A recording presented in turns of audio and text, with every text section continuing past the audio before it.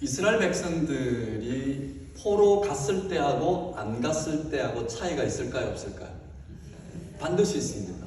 성경학자들은 이스라엘 백성들의 영적으로 완전히 앞뒤가 바뀐 내용이 어디를 전후로 하냐면 포로기 전후로 보고 있습니다. 그러니까 바벨론에 근저했던 그 나라가 영원할 줄 알았는데 하나님께서 잠시 사용한 회초리였던 거죠. 그리고 영원할 줄 알았던 그런 바벨론이 이제 바사국, 페르시아라는 그 나라가 그 등극하면서 망하게 되는 그런 때에 이제 각 나라로 가라. 사실 이때는 이스라엘 백성들만 가라고 한 건 아니에요. 포로 지역이 워낙 넓으니까 고레스라는 왕이 각 나라는 각 나라로 가라. 그리고 너희가 섬겼던 신을 섬겨도 좋다 하는 그 선포를 해버립니다. 그러니까 하나님의 백성이었던 이스라엘 백성들은 당연히 예루살렘으로 귀환하는 장면이 에스라에 또 에스더도 그 장면이라는 거예요. 예레미야서 뭐 이런 내용들이 다 그런 내용들입니다. 자, 그렇다면 이 포로기 때 이스라엘 백성들은 뭘 했을까요? 단순히 아멘 같은 우리가 일제 치하의 36년 그죠? 그러면서도 그 36년 기간 동안 문화나 뭐 이렇게 생각이 많이 달라졌잖아요. 제가 기억하건대 어렸을 때 동네 할아버지들 보면 일제시대 때 그 생활을 했던 분들은 보면 일본어가 더 익숙하셨어요. 그분들은 보면. 그래서 이치니 산시 뭐 이렇게 1, 2, 3, 4 쌀가마 세리는데도 2, 4, 6, 8이 아니고 이시리치레츠 고혼 뭐 이런 식으로 이렇게 카운트하는 걸 내가 들었단 말이에요. 근데 70년 동안 포로 생활을 했단 말이에요. 그럼에도 불구하고 다시 귀환합시다 그랬을 때 많은 백성들이 어마어마한 서울과 부산의 4배 정도 되는 거리를 위험을 무릅쓰고 돌아오는 그 장면들을 우리가 알 수가 있습니다. 이 시편 126편은 그럴 때 불렀던 노래였는데요. 포로기 동안에 도대체 뭘 했을까요? 이것은 단 한 구절로 이렇게 얘기를 해보면 예레미야 31장 31절에 나중에 찾아보시면 거기에 너희를 다시 백성으로 세워주고 내가 새 언약을 주겠다라고 말씀을 하세요. 그래서 이제 그때부터 이제 구약과 신약이 갈라지는 그런 쾌거를 하나님께서 약속을 주시는 내용들이죠. 그러면 하나님의 백성들은 그 동안 뭐 했을까요? 기도에, 말씀에, 그리고 각 회당 문화가 언제 생겼냐면 포로기 때 생겼단 말이에요. 포로기 70년 동안 하나님께서 이들을 감금시키고 압박하고 압제한 것은 바깥으로 드러난 현상이지만 실제로 이러한 현상들을 통해서 그들을 더 영적으로 다듬어내는 새로운 창조, 새로운 언약의 백성으로 만들어내는 결정적인 역할을 했다라는 거예요. 지금 오늘 우리 이민사회에서 미국 와서 한번 고생 안 해보신 분들이 있으세요? 미국에 와서 한번 그런 기쁨을 맛보지 아니한 사람이 있었을까요? 한국에 있었을 때보다도 더 바닥으로 추락했던 사람도 있을 거고 한국에보다도 지금 더 상승해서 살고 있는 사람도 있을 거고 그렇게 하다가 곤두박질 친 사람도 있었을 거란 말이에요. 그런데 하나님께서 이러한 일들을 통해서 우리에게 알리고 싶은 것들은 무엇일까요? 바로 하나님의 백성으로 그리고 그 백성들의 유일한 하나님이 누구신가를 알려주시는 작업을 하고 계신다라는 겁니다. 아멘. 그래서 오늘 시편 126편의 이 말씀은 그 포로기 기간 동안 이 백성들이 무엇을 했는지 눈물로 씨를 뿌리러 갔다 이 말입니다.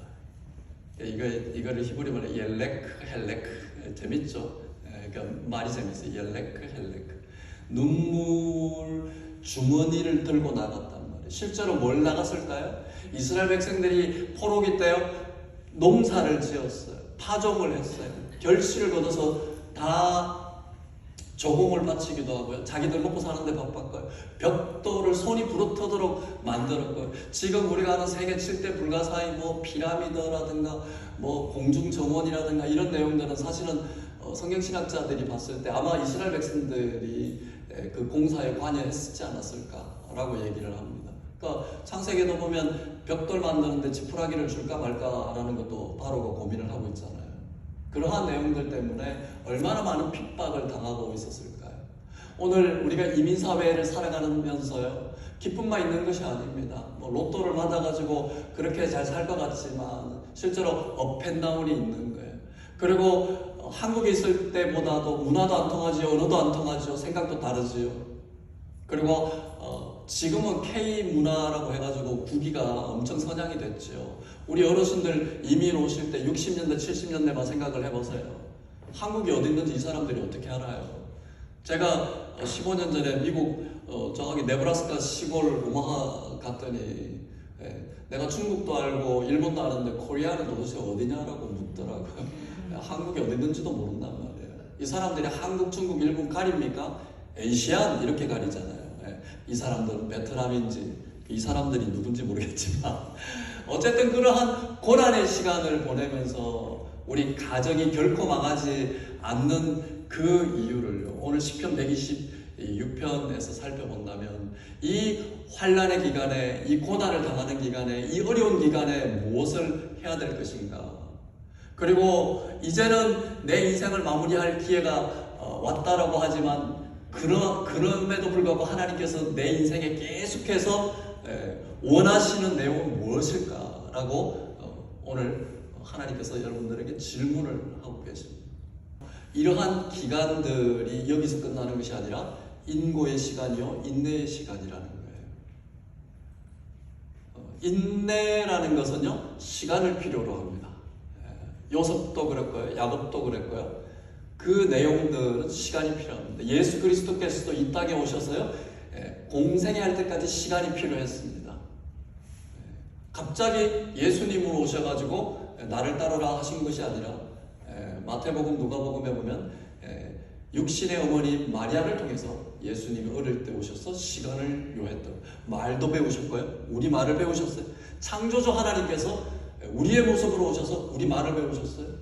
우리의 글을 또한 쓰셨어요.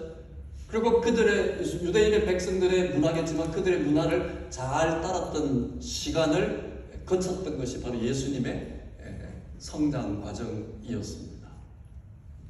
우리도 마찬가지죠. 하나님 앞에 인내하는 그 내용들은요, 인고의 시간이요, 인내의 시간이요, 지위고하 나이의 연소를, 남녀 연소를 따지지 않습니다. 하나님 앞에 우리가 신앙으로 계속 나아가는 내용들은요, 인내의 시간이 필요하고 인고의 시간이 필요합니다.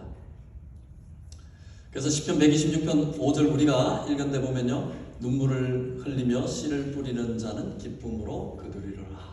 기쁨으로 거둔다라는 것은 결과죠.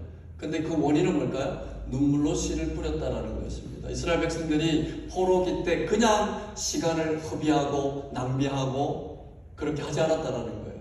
회당을 곳곳마다 세우고 회당에서 다음 세대들을 가르쳤고, 그리고 그 어려운 때일수록 다니엘을 통해서, 그리고 에스겔을 통해서, 예레미야를 통해서, 각 선지자들을 통해서 하나님께서 말씀을 공급하고 계셨다라는 겁니다. 가장 캄캄할 때 하나님께서는 이사야를 통해서 예수 그리스도를 이미 예언하고 있다는 겁니다. 놀라운 사실이죠. 가장 캄캄할 때. 아브라함에게 하나님께서는요, 창세기 12장에 보면요, 불러내는데 되게 참 유머러스하게 불러냅니다. 내가 지시한 곳으로 가라라고 그렇게 하지 않으셨어요. 내가 지시할 곳으로 가라 라고 말씀을 하십니다. 내가 내게 보여줄 땅으로 가라. 아브라함은 황당하죠.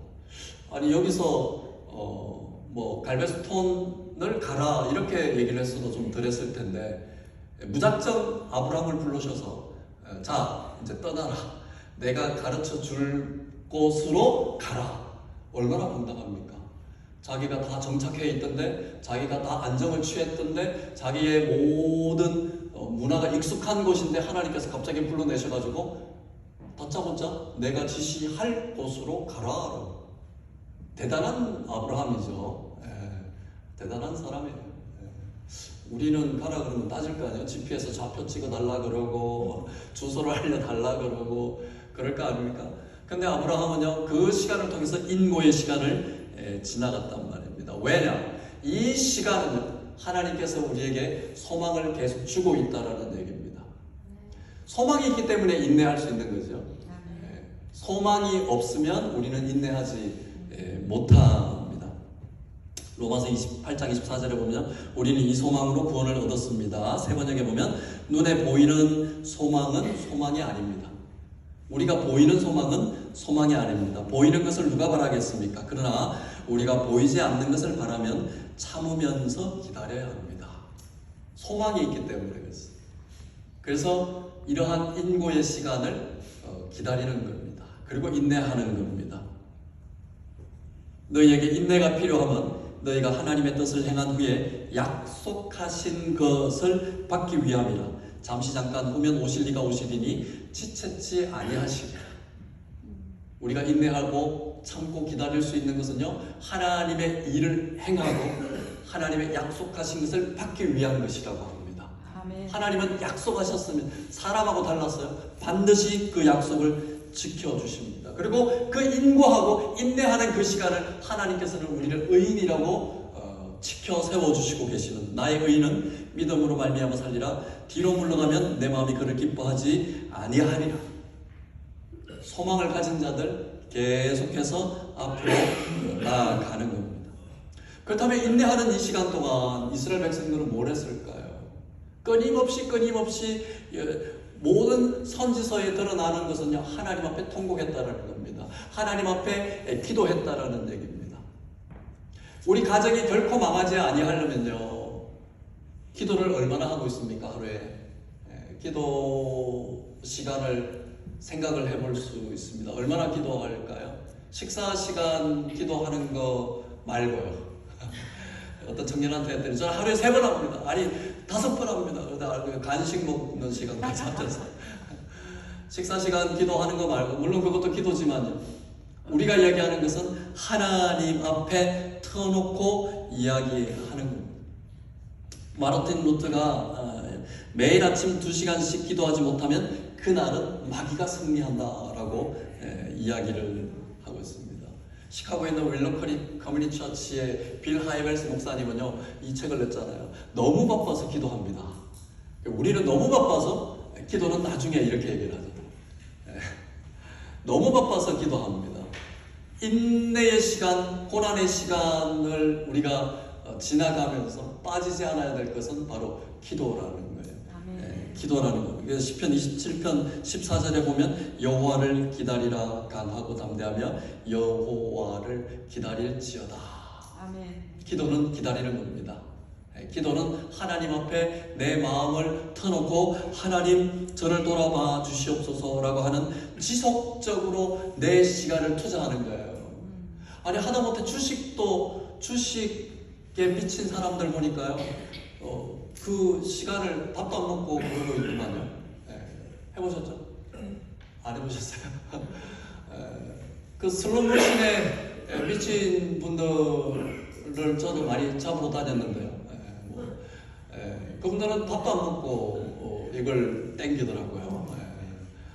아주 그냥 거기에 정신을 집중하더라 이 말입니다. 기도는 우리가 그저 먹으려고 하지 않습니까?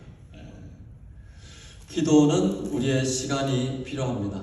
많은 시간을 하나님 앞에 올려드려야 되는 거죠.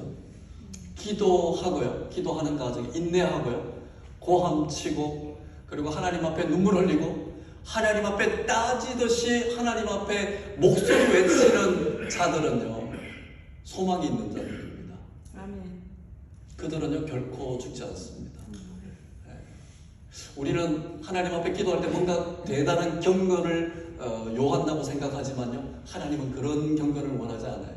하나님 앞에 우리의 마음을 다 터놓고 눈물 흘리면서 심지어 하나님 앞에 불경건하다 할 정도로 하나님 앞에 그러한 어려움을 토로하고 따지듯이 반항하는 이 모습을 하나님께서 오히려 기다리고 계신다는 겁니다. 이들은요 하나님 앞에 죽지 않습니다. 하나님께서 이들을 기억하고 계셔요. 오히려 포기한 자들, 오히려 자기 인생을 포기한 자들은요, 웃습니다. 모든 것을 내려놓고 모든 것을 포기한 자들은 허허실실 웃고 그 인생이 끝납니다. 그런데요, 하나님 앞에 기도할 때 우십시오. 그리고 하나님 앞에 기도할 때 하나님 왜 이러십니까? 라고 하나님 앞에 나아가시길 원합니다. 아멘. 그래야 돼요. 그들은 소망이 있기 때문에 그렇습니다.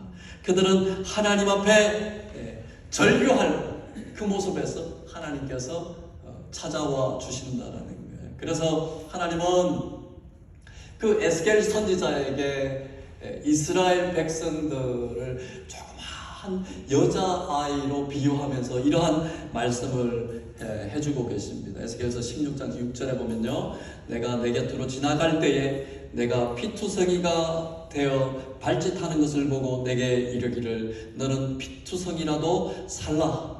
다시 이르기를 너는 피투성이라도 살아나라 라고 말씀하십니다. 이것은요, 하나님께서 명령하는 겁니다. 너희 이스라엘 백성들이 지금 어떤 때냐, 다 버림받은 것 같고 완전히 피투성이가 되어서 살아날 기미가 보이지 않지만 하나님께서 그 어린 아이에게 명령하고 계세요. 너는 지금 이 피투성이라 할지라도 살아나라 라고 명령합니다. 제가 지난주에 말씀드렸잖아요. 사는 것이 어쩌면 죽기보다도 더 힘들 수도 있습니다. 우리 여기는 다 안 죽어보셔서 모르겠지만 죽는 것이 쉽다고 할 수도 있겠지만 힘들어요, 죽는 것도. 하나님께서 우리가 이렇게 살아가는 것이 어쩌면 힘들고 고통스럽고 고난스러울까 할지라도 하나님께서는 우리에게 명령하고 계세요. 그럼에도 불구하고 살아나라 라고 말씀하십니다. 신앙은요, 믿음으로 이겨내는 것입니다. 아멘. 신앙은 인고의 시간을 지나가는 거예요. 아멘. 우리가 간증 한두 개 듣고 그 사람이 예수 믿었다, 그래서 하버드 대학 붙었다, 그 사람이 예수 믿으니까 사업이 대박이 났다, 그 사람이 예수 믿고 나서 나는 이렇게 출세했다라는 그 간증을 듣고 하나님 저런요 라고 할 줄 모르겠지만 하나님께서는요, 그것보다도 더 큰 은혜와 복을 우리에게 예비하시고 하나님의 때에 말할 수 없는 은혜를 우리에게 예비하시고 베풀어 주실 거라고 저는 믿습니다. 아멘. 그것이 바로 하나님을 향한 우리의 믿음인 거죠. 하나님은 왜 버림받은 피투성이라 할지라도 찾아오셔서 너 피투성이라도 너는 살아나라고 말씀하실까요? 하나님은 우리를 사랑하시기 때문에 그렇습니다. 하나님은 우리를 사랑하세요. 하나님은 우리를 돌아봐 주시거든요.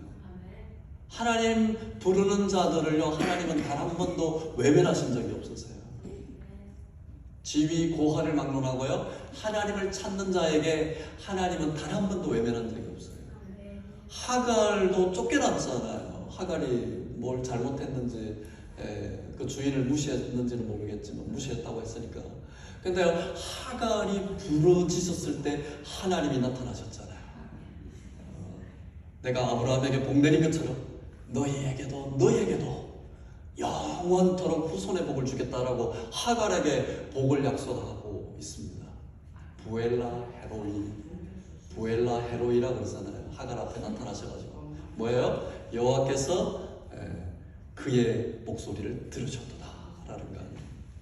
현순 집사님, 두 번째는요, 기도는 하나님께서 초청하는 겁니다. 아멘이죠? 네, 초청하는 거예요. 총영사가 초청해도 얼마나 기분이 좋아요, 그죠? 지난번에 보니까 총영사님이 책을 내셨더라고요. 책을 내셨는데 서울가든에 초청을 많이 했더라고요. 저는 저한테만 목사님 와주십시오라고 이렇게 왔길래 가야 되겠다 알고 봤더니 목사님도 받으셨어요? 목사님도 받으셨어요? 내 주위에 전부 다 한 100명이 다 받았더라고요. 보니까 근데 공짜가 아니에요. 오실 때는 꼭 후원회비 책값 30불을 꼭 지참하십시오 이렇게 나왔어요. 공짜도 아니에요. 근데 너무 좋아요 다들. 근데 우리 하나님께서 기도의 모습을 통해서 우리에게 초청하고 있는 모습은 뭘까요? 고난의 시간을 통해서 우리를 초청하십니다. 인내의 시간을 통해서 우리에게 초청하는 겁니다. 아멘. 우리는 기도할 때 주세요. 하나님 무슨 자판기도 아니고 하나님은요, 우리에게 기도를 통해서 역사하시는 이유, 그리고 고난을 통해서 우리에게 초청장을 내미시는 이유, 문제가 있기 때문에요, 기적이 있는 겁니다. 아멘이죠? 아멘. 아니, 문제가 없는데 어떻게 기적이 있겠어요? 문제가 크면 클수록 기적은 작을까요? 클까요? 크죠. 문제가 크면요, 기적도 큽니다. 아멘. 문제가 있기 때문에 우리가 기도하고, 문제가 있기 때문에 하나님을 찾게 되고요, 문제가 있기 때문에 하나님의 역사하시는 것을 보게 되는 겁니다. 아멘. 그래서 하나님께서요, 우리를 늘 가까이 두게 하시기 위한 거예요. 기도했는데 응답받았습니다 라고 하시는 분들 하나님 사랑하세요. 그런데 아직도 응답을 안 해주세요. 그러면 하나님께서 더 사랑하십니다. 좀 옆에 좀 있어라. 좀 옆에 좀 있어라. 그죠? 우리 큰애는 컸다고 이제 저를 잘 안 따라다녀요. 가자 그러면 안 가. 그러고 이제 전화기를 보거나 이런. 그런데 둘째는 뭐 여기 가도 따라다니고 저기 가도 따라다녀요. 그러니까 자꾸 옆에 따라다니면 뭐가 있어요? 자꾸 그냥 맛있는 걸 먹어요. 뭐 사러 가면 이거 먹고 싶다 그러면 이거 사주고, 이거 사고 싶다 그러면 이거 사주고. 하나님 앞에 옆에 붙어 있어 봐요. 하나님께서 그냥 필요한 거 다 갖다 주시고, 하나님께서 그렇게 베풀어 주시는 분이 아버지 하나님 아니십니까? 아멘. 어쩌다가 찾아오면요, 서먹서먹 하잖아요. 그죠? 서먹서먹 하잖아요. 저희 누님은 뭐가 지금 누님도 나이가 이제 얼추 뭐 하여간 많은데 아직도 우리 어머니한테 김치 언제 담아요? 따지듯이 김치 언제 담아요? 이렇게 와가지고 내가 막 그러는데, 우리 이제 할머니의 딸이죠. 고모님은 언니잖아요. 우리 엄마한테. 우리 엄마가 언니잖아요. 언니 김치 언제 담아요? 이렇게 아주 모기 소리만하게 물어봐요. 근데 가끔씩 물어봐요. 가끔씩. 근데 우리 누님은 그냥 수시로 이렇게 옆에 와가지고 찾아가는 거예요. 하나님 앞에 옆에 계속 붙어 있으면요, 민망하지 않아요? 하나님 앞에 계속 붙어 있으면요, 하나님 동행하는 은혜의 역사가 일어나게 되어 있다라는 말씀입니다. 아멘. 그래서 하나님 앞에 나아갈 수 있는 거예요. 한나는요, 아들이 없었잖아요, 그죠? 분인나가 열받게 하잖아요. 그리고 남편이 또 더 열받게 하잖아요. 자식이 없다 그러니까 뭐 더 갖고 가 막 이렇게 하니까 없는 사람 지금 지금 나를 지금 펴내고 있느냐 그러잖아요. 근데 한나가 그것 때문에 기도하잖아요. 그것 때문에 기도하잖아요. 어느 정도까지 기도했어요? 인간의 모멸감을 감추고 가가지고 엘리 제사장이 아니 대낮부터 이 사람이 술을 먹고 성전에 오면 어떡합니까? 라고 할 정도로 기도로의 삼매경에 빠지잖아요. 그죠? 그래서 응답받습니다. 근데 응답받는 장면을 기억하시나요? 아멘. 다 무시했잖아요. 엘리 제사장 그 당시에 그 자식들 잘못 봐가지고, 또 엘리도 영적으로 눈이 어둡고 실제로 눈도 어두웠지만 다 엘리를 무시했던 그 시대에 한나는 엘리를 무시하지 않았어요. 그 엘리가 한나한테 그러잖아요. 여인아 가라, 하나님께서 너와 함께 하시기를 원하노라 라는 그 말을 한나는 응답으로 받아들이고 갑니다. 그리고 실제로 사무엘을 낳잖아요. 그리고 저 떼자마자 성전에 바칩니다. 기가 막힌 응답의 방법이죠. 하나님께서는 이렇게 역사하고 계십니다. 우리에게 문제가 있죠. 우리에게 물리적으로나 형편적으로나 우리의 인생에 문제가 많습니다. 그런데요, 영적인 일에만큼은 가볍게 여기지 마시기 바랍니다.